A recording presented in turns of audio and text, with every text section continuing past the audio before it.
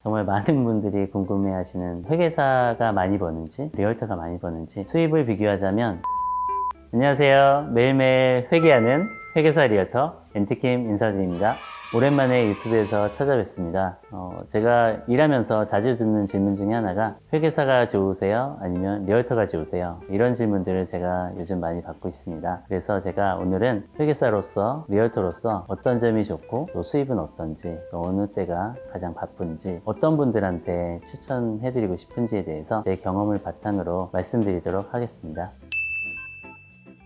먼저 회계사가 되는 법. 캐나다에서 회계사가 되는 것은 짧은 기간에 되어지지가 않습니다. 우선 학부 과정을 졸업하셔야 되고요. 졸업한 후에 회계협회에 가입을 하셔서 회계협회에서 들어야 되는 또 과목들이 있습니다. 꼭 3년이라는 회계 경력도 필요하고요. 마지막 파이널 시험을 합격하셔야 회계사가 될 수가 있습니다. 저 같은 경우는 학부에서 회계를 전공하지 않았습니다. 컴퓨터학과를 졸업했기 때문에 다시 회계 과목을 1년 정도 이수를 해야 했고요. 그 다음에 이제 회계협회에 들어가서 회계 수업을 들으면서 또 3년이라는 회계 경력이 필요합니다. 그래서 회계 쪽만 풀타임으로 하는 분들은 거의 드물고요. 보통은 파트타임으로 일을 하시면서 회계 공부를 하시는 분들이 대부분입니다. 그렇기 때문에 저도 7년에서 8년 정도의 회계사가 되는데 시간이 걸렸습니다. 7년, 8년 동안 제가 하면서 회계사가 되면서 가장 힘들었던 부분이라고 하면은 인내하는 거였던 것 같습니다. 왜냐면 인내하지 않으면 이 과정을 7, 8년 동안 하기가 쉽진 않았습니다. 그래서 주변에 회계 공부를 하다가 결국은 포기하시고 이제 다른 쪽으로 가신 분들도 봤기 때문에 회계 쪽으로 가길 원하시는 분들은 정말 인내하심으로 나아가시는 것이 중요하다고 생각되어집니다. 반면 리얼터가 되는 거는 회계사에 비해서는 짧은 시간에 가능한데요. 우선은 이곳에서 대학교를 나오지 않으신 분들은 영어 시험을 치르셔야 됩니다. 어느 정도의 영어 점수가 있어야 리얼터 과정을 이수할 수가 있습니다. 리얼터가 되기 위해서는 단순히 리얼터 시험을 봐서 리얼터가 되는 것은 아니고요. UBC에서 진행하고 있는 리얼터 이수 과정을 완수하셔야 시험을 볼 수 있는 자격이 주어집니다.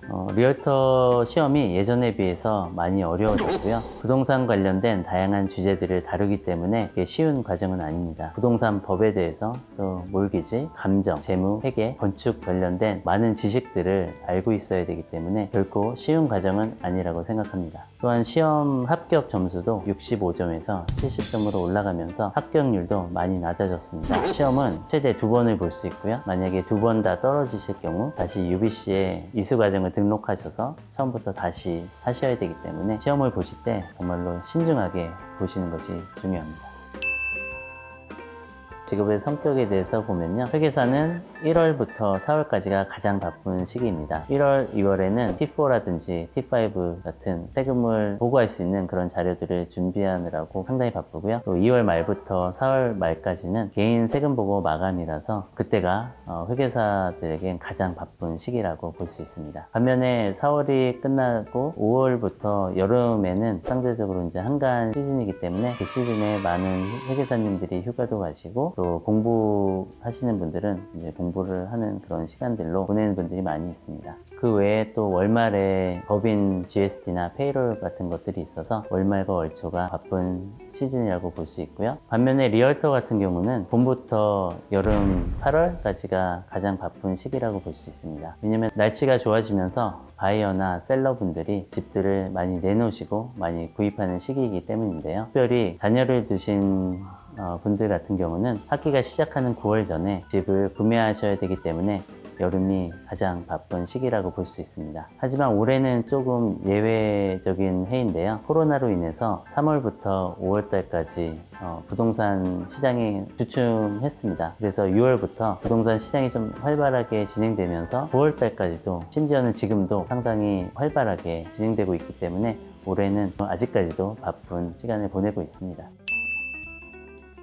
정말 많은 분들이 궁금해하시는 부분입니다. 과연 회계사가 많이 버는지 아니면 리얼터가 많이 버는지 되게 궁금해하시고 정말 질문하시는 분들이 있는데요. 수입을 비교하자면 볼륨 쪽으로는 회계 쪽이 부동산 쪽보단 볼륨이 훨씬 많기 때문에 캐시플로우 상으로는 상당히 좋은 장점을 가지고 있습니다. 하지만 회계 비용은 일하는 시간에 비해서 좀 적은 편입니다. 반면 부동산은 회계에 비해서 볼륨은 많지 않지만 한 트랜잭션이 일어났을 때 금액이 상당히 크기 때문에 수입도 상대적으로 크다고 볼 수 있습니다. 하지만 그에 따른 매달 내야 되는 비용도 만만치 않습니다. 또한 고정적으로 들어오는 수입이 아니기 때문에 계속해서 트랜잭션이 일어나지 않으면 리얼터를 유지하는 것도 상당히 쉽진 않다고 볼 수 있습니다.